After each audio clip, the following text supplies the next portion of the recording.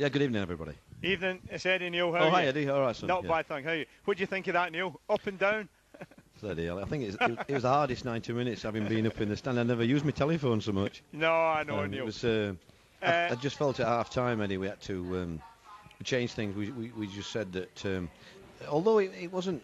They were trying really hard. I think the problem here with the expectations and everything, they've just got to relax a little bit. And like you, I think you've mentioned it.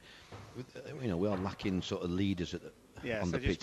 They're not naturally leaders, are they? In that. No. But in all fairness to them, in the second half, I had a chat with them at half time, and we said I wanted to get Snodgrass in the hole somehow. So we talked about what we were going to do with Andros, Townsend, etc. And I thought we played a lot better with the system that we let them sort of go all over the show. And I thought Brownie did well when he come on, if I'm honest, as well, apart from his first touch. Yeah, his first touch was the worst touch of it. Oh, it was his second touch, Neil, wasn't it? I thought people might say that's Warnock telling him that. No, I think the thing with Robert Snodgrass, you're right, Neil, because I thought in the first half they played him well. They were doubling up on him. But when they come into that hole, they started to get on the ball, thread a few passes through, and it looked different when we were going forward. Oh, absolutely. I told him at half time, look, we've got to get you in that hole somehow, because if you're a good team, you put two men on him, don't you, when he's out wide? And Eddie, you played there out there. I mean, I wasn't as good as you are, but I was a winger. And when you saw that white line there and you got two lads, it's virtually impossible. And, he's the best player on the pitch. So we've got to get him in an area where he has the ball. And, that's what I said to him. I want you in there, and I'm not bothered. And, little things like corners defending. Yes. We got everybody back first half. And we might as well have 2 or 3 on the halfway line, don't we, really? And because keep 4 or 5 of them back there. And it's just... They don't, it's just the basics, really. I mean, the thing is, they're very keen and they listen, and it won't do them any harm at all, will it, today? Because we've won a game that really we should have got beat if that third goal had gone in. That's right. Neil, just looking at the game today, and looking at the squad around, I know you've not worked with them yet. Do you think we're still capable, Neil, of getting up there this season? Do you think there's still that opportunity?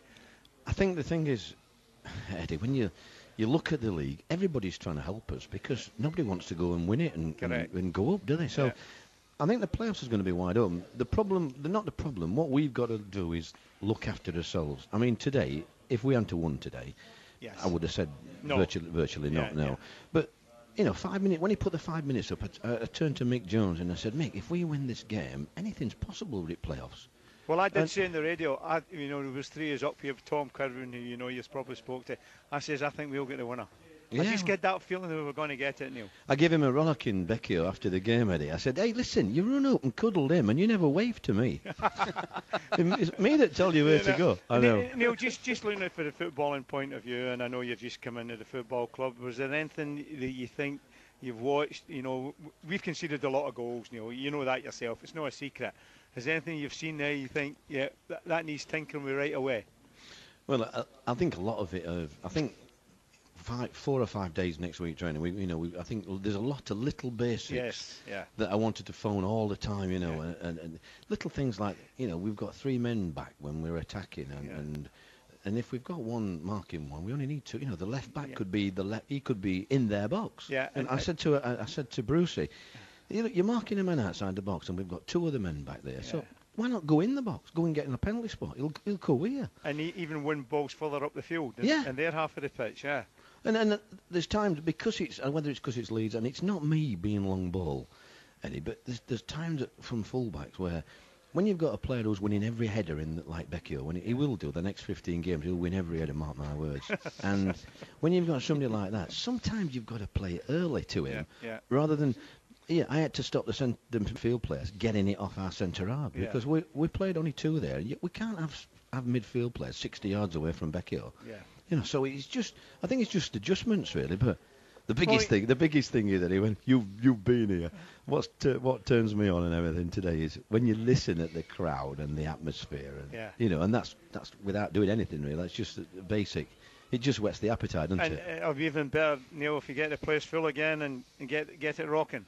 Absolutely. I mean, I remember coming to watch Man United here when I was watching. I think I was watching Tony Agana play. Yeah. And Brian Dean were playing for Leeds then, Because I was a nobody there, they put me, not like you, in the top box. Like I was put at the back of one of the stands somewhere, right at the top tier, and it was a full house, and it was amazing. I thought it was fantastic. Well, Neil, just to say, all the fans have been phoning in. They're all delighted with your appointment, and all the best. And let's hope that the rest of the teams keep doing what you said, and just putting it for us on a plate, and we go out and do our job and get there at the end of the season. Thanks again, lads. Cheers. Thanks very much to Neil Warnock joining us live in the tunnel. Good luck from Phil from our fans panel as well.